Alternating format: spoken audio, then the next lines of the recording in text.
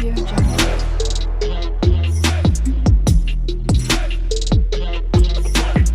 Audio Jungle.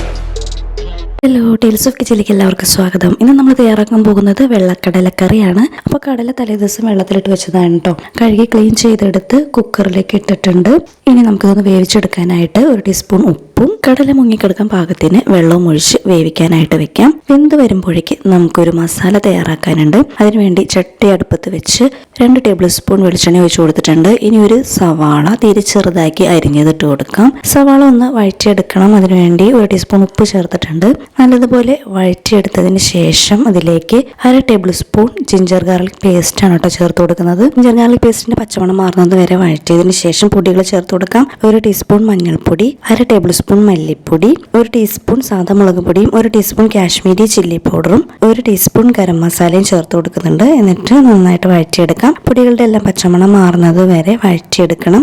അതിനുശേഷം ഒരു തക്കാളി തീരെ ചെറുതാക്കി അരിഞ്ഞ് അത് ഇട്ട് കൊടുക്കണം കേട്ടോ.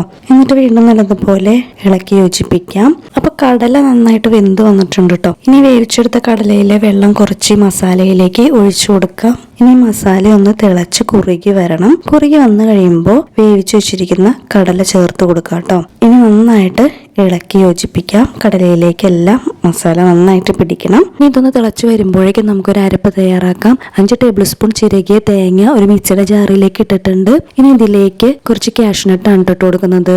ഒരു ചെറിയ കവറ് കാഷ്നട്ടാണ്. പിന്നെ 1 ടീസ്പൂൺ പെരുംജീരകവും 1 ടീസ്പൂൺ സാദാ ജീരകവും കൂടെ ഇട്ട് കൊടുക്കുന്നുണ്ട്. സാദാ ജീരകം ഓപ്ഷണൽ ആണ് കേട്ടോ. പിന്നെ 2 ഏലക്ക കൂടി ചേർക്കുന്നുണ്ട്. പിന്നെ 1 പച്ചമുളക്, പിന്നെ ചേർക്കുന്നത് കുറച്ച് മല്ലിയിലയാണ് കേട്ടോ. ഇനി ഇത് നന്നായിട്ട് അരച്ചെടുക്കണം. തേങ്ങ നല്ല ഫൈനായിട്ട് അരച്ചെടുത്തിട്ടുണ്ട്. അപ്പോൾ അതാ നമ്മുടെ കറി നന്നായിട്ട് വെള്ളമൊക്കെ വറ്റി കുറുകി വന്നിട്ടുണ്ട്. അതിലേക്ക് അരപ്പ് ചേർത്ത് നന്നായിട്ട് ഇളക്കി യോജിപ്പിക്കാം.